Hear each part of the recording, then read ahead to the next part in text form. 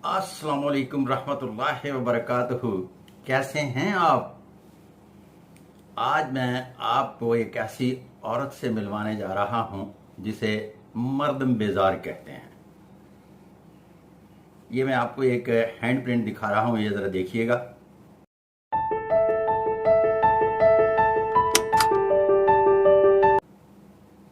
आपने hand print देखा।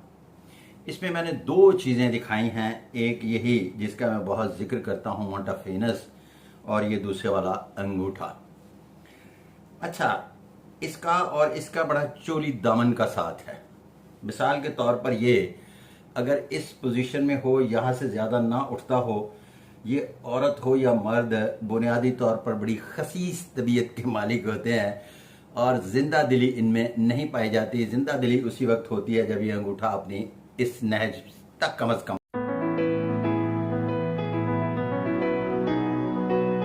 आ जाए। इससे पीछे चले जाए तो फजूलियात में उलझ जाते हैं। खैर, वो फिर बात करेंगे। आज बात सिर्फ और सिर्फ मर्दम बेजार औरत और बांझ औरत की मैं करने जा रहा हूं।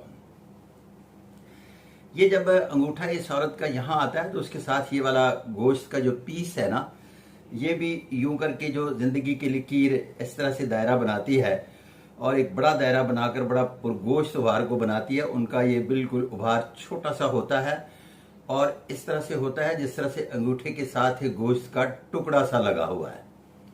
और ये मोटफ मून जो है कभी यूं करके हो जाता है ऐसी सूरत में भी, और कभी बहुत बड़ा भारी भरकम हो जाता है ये वाला मोटफ मून।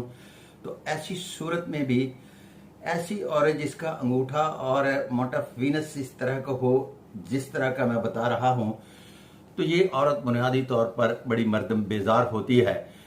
और ये तमाम कुछ वो जो ज़ौक़े जमालियात, हुसन परस्त और रंगीन जिंदगी गुजारने वाले लोग होते हैं उसके करीब को भी छू कर बातें नहीं गुजरती। हर वक्त बेजार सी, माथे पे बल, बात बात पर खुश्क बात करना। और फिर उसकी सबसे बड़ी क्वालिटी ये होती है कि वो किसी भी ऐसा शख्स जिसको पसंद करती है ना, उसके लिए भी चार मोहब्बत के बोल बोलना नहीं जानती। अक्सर देखा गया है कि जब ये दोनों का कॉम्बिनेशन, एक बात याद रहे कि ये दोनों का कॉम्बिनेशन और इसके साथ अगर हार्ट लाइन खुश्क है तो फिर 70% ऐसी औरतें बच्चे पैदा नहीं करती, क्योंकि दूसरे उभार जो है अगर वो पुरकशिश हों तो फिर कोई जिंदगी उनके अंदर दौड़ रही होती है। अगर ये उंगलियां भी जरा सख्त हो जाएं तो फिर समझें कि ये 99.99% मर्दम बेजारी नहीं, साथ है बांझपन की भी ये पक्की अलामत है। मैं कोयटा के प्रोफेशनल विजिट पर था तो बड़ी हैरानकुन बात थी। 3 ख्वातीन जो शुबह दरस व तदरीस से मुतल्लिक थी, हाथ दिखाने के लिए तशरीफ लाईं। तो चूंकि वहाँ तमाम ख्वातीन बुरका पहनती हैं तो उन तीनों ने बुरका भी पहना हुआ था।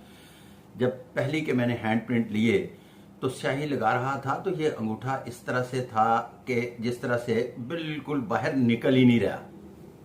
उंगलियां सख्त, हार्ट लाइन खुश्क। मैंने हैंड प्रिंट लेते ही कहा कि आप बच्चों का पूछने आएंगे होंगे कि या नहीं। कहने लगी जी बिल्कुल, मैं बच्चों का पूछने के लिए आई हूं क्योंकि मेरे यहाँ बच्चे नहीं होते। मैंने दूसरी खातून के हैंड प्रिंट लिए तो सेम सिचुएशन, तीनों चीजें इसी तरह से खुश्क। मैंने उन्हें कहा कि आपका भी यही सवाल है? उन्होंने कहा जी। फिर जब तीसरी खातून के हाथ देखे तो सेम सिचुएशन। और मेरे लिए हैरानकुन बात थी कि तीनों सहेलियां।